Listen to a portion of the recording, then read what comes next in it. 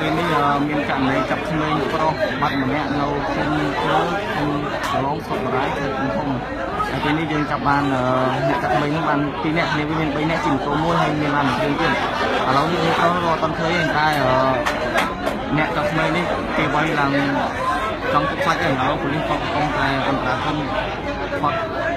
អន្តរកម្មរបស់គេមកនេះ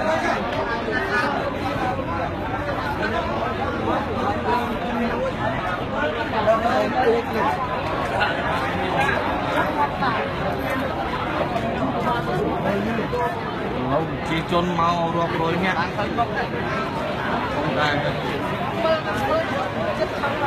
ចាំមើល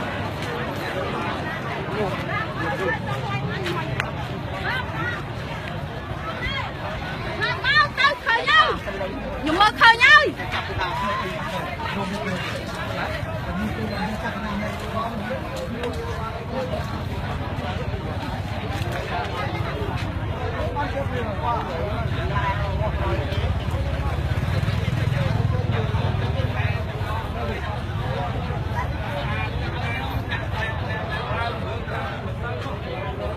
នោះជា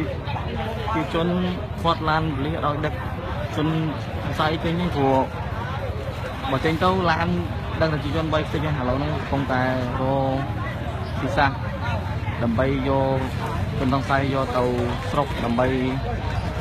ជួយចម្លើយរក្មេងនោះហើយនឹងចាត់ការបន្តរកបពុចំណុចដល់តែចាប់ក្មេង